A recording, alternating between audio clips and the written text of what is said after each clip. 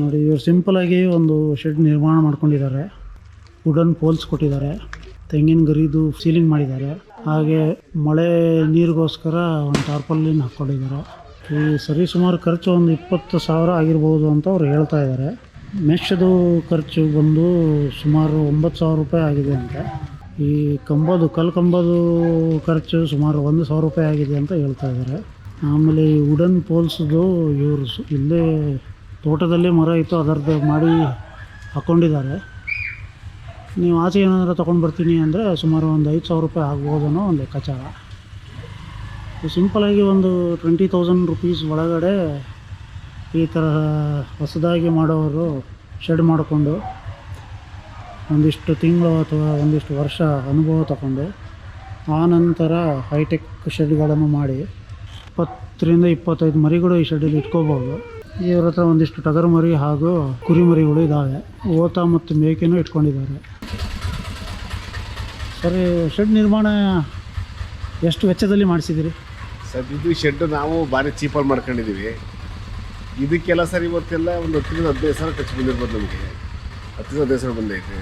But ಇವಾಗ ನಾವು ನೋಡಿದಿಲ್ಲ, ಹೊಸ ಯುವಕರು ಬಂದು 5 ಲಕ್ಷ 10 ಲಕ್ಷ ಇನ್ವೆಸ್ಟ್ಮೆಂಟ್ ಮಾಡಿ ಎಲ್ಲ ಕೈ ಬರೆದು ಮಾಡ್ಕೊಳ್ತಾರೆ. ಅದ್ರ ಅವಶ್ಯಕತೆ ಇರಲ್ಲ. ಈ ಕಮ್ಮಿ ಇನ್ವೆಸ್ಟ್ಮೆಂಟಿಂದ ಮಾಡ್ಕೊಂಡೋದ್ರೆ ಲಾಭ ಜಾಸ್ತಿ ಮಾಡ್ಕೋಬೋದು. ಇದು ನಮ್ಮ ಮನೆಯದೇ ಮರ ಇತ್ತು ಮಾಡ್ಕೊಂಡಿದ್ದೀವಿ. ಹಂಗಾಗಿ ಕೆಲಸ 10,000-15,000 ರೂಪಾಯಿ ಇನ್ವೆಸ್ಟ್ಮೆಂಟ್ ಇದೆ. ಇದರಲ್ಲಿ 20ರಿಂದ 30 ಆಡು ಮೇಕೆ ಮತ್ತು ಕುರಿ ಸಾಕ್ಬೋದು ಸರ್. ಸರ್, ನೀವು ಕುರಿಗಳು ಎಷ್ಟು ವರ್ಷದಿಂದ ಸಾಕ್ತಾಯಿದ್ದೀರಿ?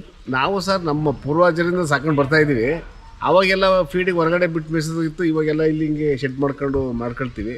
ನಮ್ಮಲ್ಲಿ ಸರ್ ನಮ್ಮ ತಂದೆ ನಮ್ಮ ತಾತನ ಕಾಲದಲ್ಲಿ ಸಾಕೆ ಬರ್ತಾಯಿದ್ದು, ಅದನ್ನೇ ರೂಢಿ ಮಾಡ್ಕೊಂಡು ಕಂಟಿನ್ಯೂ ಮಾಡ್ಕೊಂಡು ಹೋಗ್ತಾಯಿದ್ದೀವಿ ಸರ್ ನಾವು.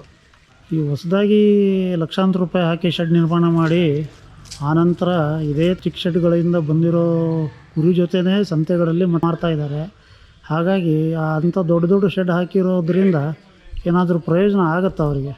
ಸರ್, ದೊಡ್ಡ ಶೆಡ್ಡು ಇತ್ತೀಚೆಗೆ ನೋಡಿದ್ರೆ ನೀವು ಇನ್ವೆಸ್ಟ್ಮೆಂಟ್ ಜಾಸ್ತಿ ಮಾಡ್ಕೊಂಡು ದೊಡ್ಡ ಶೆಡ್ಗಳು ಮಾಡ್ಕೊಂಡು ಹೋದರೆ ಎಲ್ಲೋ ಒಂದು ಕಡೆ ನಮಗೆ ನಿರಾಶೆ ಆಗೋದು ಬೇಡ. ಇಲ್ಲಿ ದೊಡ್ಡ ಶೆಡ್ ಮಾಡಿರ್ತೀವಿ, 10 ಲಕ್ಷ 20 ಲಕ್ಷ ಇನ್ವೆಸ್ಟ್ ಮಾಡಿರ್ತೀವಿ. ಅದಕ್ಕೆ ಒಂದು 100-200 ಕುರಿ ಮರಿ ತಂದು ಬಿಟ್ಕೊಳ್ತೀವಿ. ಅವು ಸರ್ ಅನುಭವ ಇಲ್ಲದೆ ಮಾಡೋಕ್ಕೆ ಹೋಗೋದು. ಅನುಭವ ಇಲ್ಲದೆ ಮಾಡಿದರೆ ಅದಕ್ಕೆ ತುಂಬ ತೊಂದರೆ ನಮಗೆ ಮುಂದಕ್ಕೆ ಆಗುತ್ತೆ. ಅದರಿಂದ ನಾವು ಚಿಕ್ಕ ಎಕ್ಸ್ಪೀರಿಯನ್ಸು ನಮ್ಗೆ ಅನುಭವ. ಈ ಚಿಕ್ಕ ಒಂದು 20 ಕುರಿ ಸಾಕೊಂಡಿರ್ತೀವಿ, ಹೊಸ ಶೆಡ್ ಮಾಡ್ಕೊಂಡು ಸುಮಾರು ಶೆಡ್ನ. ಆಮೇಲೆ ಸರ್ ದೊಡ್ಡದಾಗಿ ಇನ್ವೆಸ್ಟ್ ಮಾಡ್ಕೊಂಡು ಲಾರ್ಜ್ ಸ್ಕೇಲಲ್ಲಿ ಮಾಡ್ಬೋದು. ಬಟ್ ಅನುಭವ ಮುಖ್ಯ ಸರ್. ಹೊಸದಾಗಿ ಮಾಡೋ ನಮ್ಮ ಯುವಕರು ಏನು ಆಶಾದಾಯಕಿದ್ದಾರೆ, ಜಾಸ್ತಿ ಸರ್ ತುಂಬ ಇನ್ವೆಸ್ಟ್ಮೆಂಟ್ ಮಾಡಿ ಯಾರು ಮಾಡೋಕ್ಕೆ ಹೋಗ್ಬಿಡಿ ಅಂತ ನಮ್ಮೊಂದು ಸಲಹೆ ಕೊಡ್ತೀನಿ ಸರ್. ಸರ್, ದೊಡ್ಡ ಶೆಡ್ಗಳನ್ನು ಹಾಕಿರೋರು ಕೇಳಿದ್ರೆ ಯಾಕಪ್ಪ ಅಷ್ಟು ದೊಡ್ಡ ಶೆಡ್ ಹಾಕ್ತಾ ಇದ್ದೀರಾ, ಯಾಕೆ ಅಷ್ಟು ಇನ್ವೆಸ್ಟ್ ಮಾಡ್ತಾ ಇದ್ದೀರಿ ಅಂತ ಕೇಳಿದಾಗ ಒಂದು ಉತ್ತರ ಸಹಜವಾಗಿ ಕೇಳಿಬರುತ್ತೆ. ಏನಂದರೆ ಇದು ನಮ್ಮ ಮರಿಗಳು ಹೈಜಿನಿಕ್ ಆಗಿರ್ತವೆ ಹಾಗೂ ಸೇಫ್ಟಿ ಆಗಿರುತ್ತೆ ಅಂತ. ಸೊ ಇಂಥ ಚಿಕ್ಕ ಶೆಡ್ಡಲ್ಲಿ ಅಂಥ ಹೈಜೀನು ಹಾಗೂ ಸೇಫ್ಟಿ ಮೇಂಟೈನ್ ಮಾಡೋಕ್ಕಾಗಲ್ವೇ ಸರ್? 100% ಮಾಡ್ಬೋದು ಸರ್. ಯಾಕೆಂದರೆ ಸರ್ ಇಲ್ಲಿ ಒಂದು ಶೆಡ್ಡು ಹಗಲ ಟೈಮ್ ಬಿಟ್ಕೊಳ್ತೀವಿ, ಒಂದು ಶೆಡ್ಡು ಸರ್ ರಾತ್ರಿ ಇನ್ನೊಂದು ಶೆಡ್ ಮಾಡ್ಕೊಂಡಿದ್ದೀವಿ. ಪ್ರತಿ ದಿವಸ ಕ್ಲೀನ್ ಮಾಡ್ಕೊಳ್ತೀವಿ. ಆಮೇಲೆ ಸರ್ ಮರಿಗಳು ಬೆಳೆಸೋಕ್ಕೆ 5 ಜನಕ್ಕೂ ಬೇಕಾಗಿರ್ಬೋದು ಆಧುನಿಕತೆಗೆ. ಬಟ್ ಅದಕ್ಕೆಲ್ಲ ನಾವು ಹೊಂದ್ಕೋಬೇಕಲ್ಲ ಸರ್, ಅಷ್ಟು ಇನ್ವೆಸ್ಟ್ಮೆಂಟ್ ಎಲ್ಲ ಬೇಕಲ್ಲ. ಹಂಗಾಗಿ ಇದು ಏನು ತೊಂದರೆ ಅನಿಸಲ್ಲ ಸರ್. ಏನು ಹಿಂದಿನ ನಾಟಿ ಪದ್ಧತಿ ಮಾಡ್ಕೊಂಡ್ಬಂದಿದ್ದೀವಿ, ಇದರಲ್ಲಿ ತೊಂದರೆ ಸರ್. 5 ಜನಕ್ಕೆ ಮರಿಗಳೇ ಬೆಳೆಸ್ಬೋದು ಸರ್. ಬಟ್ ಕ್ಲೀನ್ನೆಸ್ ಇರಬೇಕು, ಪ್ರತಿ ದಿವಸ ಅದಕ್ಕೆ ಇನ್ವಾಲ್ವ್ಮೆಂಟ್ ಇರಬೇಕು. ಅದಕ್ಕೆ ಸೇಫ್ಟಿ ಬಗ್ಗೆ ಏನು ಹೇಳ್ತೀರಾ ಸರ್? ಸೇಫ್ಟಿ ಸರ್, ಇದು ಸೇಫ್ಟಿ ಮುಖ್ಯ. ಯಾಕೆ ಅಂತೀರ, ಇವಾಗ ಇತ್ತಿನ ದಿನಗಳಲ್ಲಿ ನೋಡ್ತಾ ಇದ್ದೀವಲ್ಲ, ಕಳ್ತನ ಜಾಸ್ತಿ ಆಗುತ್ತೆ. ಹಂಗಾಗಿ ಎಲ್ಲಿ ನಾವು ವಾಸ ಇರ್ತೀವೋ ಆ ಕಡೆ ಮಾಡ್ಕೊಳ್ಳೋ ಸೂಕ್ತ ಸರ್. ಅದು ಇಲ್ಲ ನಾವು ಒಂದು ಕಡೆ ವಾಸ ಕಡೆ ಇನ್ನೊಂದು ಕಡೆ ಮಾಡೋಕ್ಕೋದ್ರೆ ಕಳ್ತನಗಳು ಜಾಸ್ತಿ ಆಗ್ತಾಯಿದೆ.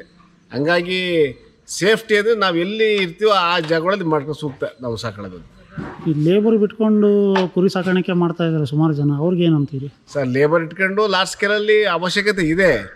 ಬಟ್ ಅದನ್ನೇ ನಾವು ಸರ್, ನಾವು ಈಗ ಇನ್ನೊಬ್ಬರ ಮೇಲೆ ನಾವು ಡಿಪೆಂಡ್ ಮಾಡೋದು, ಯಾವುದೇ ನೀವು ವೃತ್ತಿ ಮಾಡ್ಕೊಳ್ಳಿ, ನಾವು ಇನ್ನೊಬ್ಬರ ಮೇಲೆ ಡಿಪೆಂಡ್ ಆಗಿ ಮಾಡೋದು ತುಂಬ ಕಷ್ಟ ಇದೆ.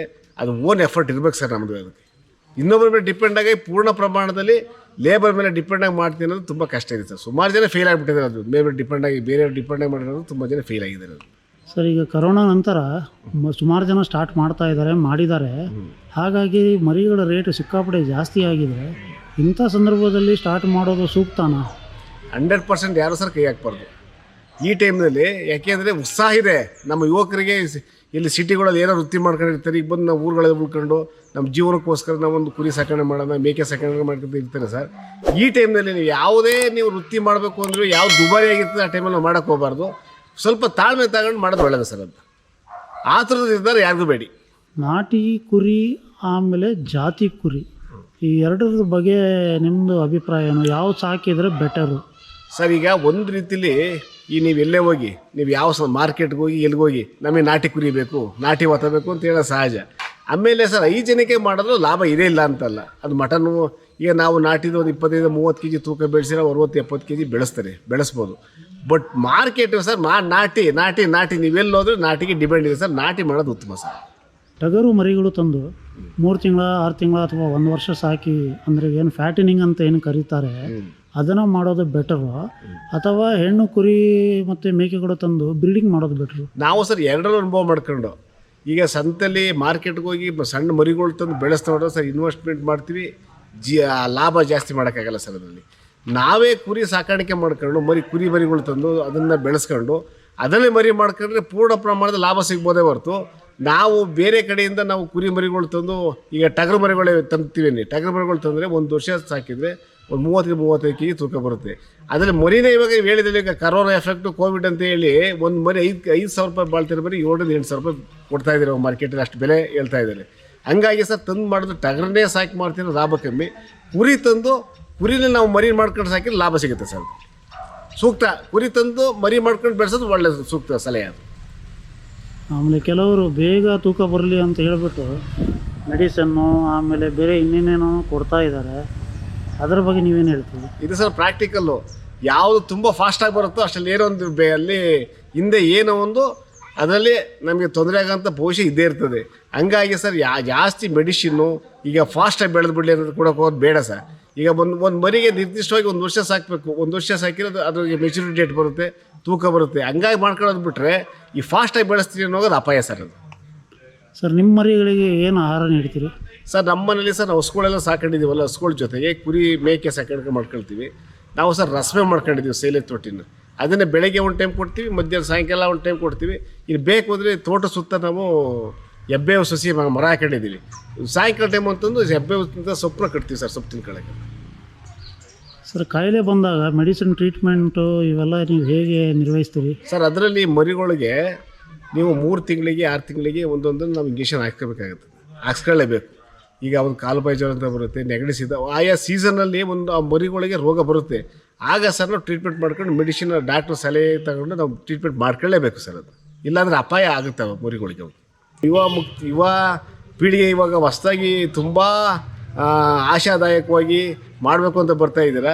ಜಾಸ್ತಿ ಇನ್ವೆಸ್ಟ್ಮೆಂಟ್ ಬೇಡ, ಆಮೇಲೆ ಆತುರದ ನಿರ್ಧಾರ ಬೇಡ, ಎಕ್ಸ್ಪೀರಿಯನ್ಸ್ ತಗೊಂಡು ಮಾಡ್ಕೊಂಡು ಹೋಗಿ ಅಂತ ಒಂದು ಸಲಹೆ ಹೇಳ್ತೀವಿ ಸರ್. ಸೊ ನೀವು ಹೇಳೋದು ಸಣ್ಣ ಪ್ರಮಾಣದಲ್ಲಿ ಸ್ಟಾರ್ಟ್ ಮಾಡಿ ಆನಂತರ ಅನುಭವ ತಗೊಂಡು ಅದರ ಪ್ರಮಾಣನ ಹೆಚ್ಚಿಗೆ ಮಾಡ್ಕೊಂಡು ಜಾಸ್ತಿ ಮಾಡ್ಕೊಂಡು ಹೋಗ್ಬೇಕು. ಆವಾಗ ನಾವು 100% ಸಕ್ಸಸ್ ಆಗ್ತೀವಿ. ನಮ್ಮ ಅನುಭವ ಇರುತ್ತೆ. ಒಂದು ಮರಿಗೆ ಯಾವ ಕೈಲ ಬರುತ್ತೆ ನೋಡ್ಕೊಂಡಿರ್ತೀವಿ, ಅದಕ್ಕೇನು ಫೀಡಿಂಗ್ ಮಾಡಬೇಕು ನೋಡ್ಕೊಂಡಿರ್ತೀವಿ.